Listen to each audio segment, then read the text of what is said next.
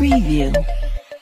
आसीगला दुईटी नुआ योजना एने मुख्यमंत्री नवीन पट्टनायक जारी कले बड़ घोषणा जहाँकि आपण को मिलवा जाऊँच अनेक लाभ आसतु जाना कौन से दुईटी योजना जहाँ आपण भी पाइपर अनेक सुविधा ता पूर्व वीडियो को लाइक करूँ सब्सक्राइब करते सब्सक्राइब कर पाखर घंटी चिन्ह को दबाई दिंतु। प्रथम तो हूँ सरकारी चाकरी को बीएसकेवाई सामिल कर एने एक वीडियो वार्ता माध्यम वरिष्ठ बीजेडी नेता भिके पांड्यान सूचना देइछन्ति।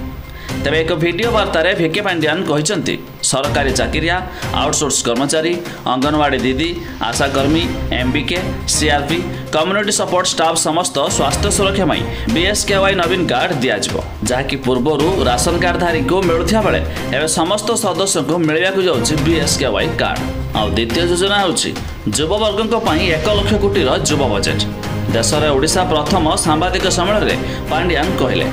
तेज निर्वाचन भितर बीजेडी नेता भिके पांड्यान प्रेसमिट सांबादिक सम्मेलन में युववर्ग को नहीं पांड्यान कहते आगामी 10 वर्ष युवकों हेब सुवर्ण जुग।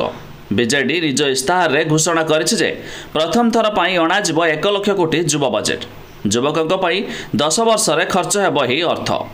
तेज प्रतिवर्ष 10,000 कोटी टंका खर्च हेब सेथिरु 1,000 कोटी टंका छात्र छात्री मतामत आधार में खर्च हेब। तेरे देशर प्रथम राज्य भाव एभली योजना करिछि ओडिशा। तेरे राज्यर युवकों को विश्वस्तरीय सुविधा देवाको प्लान करा जाउछि। छात्र छात्री उच्च शिक्षा दक्षता विकास रोजगार वृद्धि योजना रही। तेरे युवपीढ़ी जरिया नुआ ओडिशा गठन पर लक्ष्य रखिछन्ति राज्य सरकार। तेबे आपण मानकु कौन लगुछि एथर कौन राज्य सरकार अर्थात बीजेडी ओडिशा रे आउ थरे सरकार आसीबो कि नहीं ता निहाती कमेंट करी जणाइबे। या छड़ा जदि बीजेडी आउ थरे सरकार को आसे तेबे दुईटी योजना पुणी थरे लागू हेबाकु जाउछि।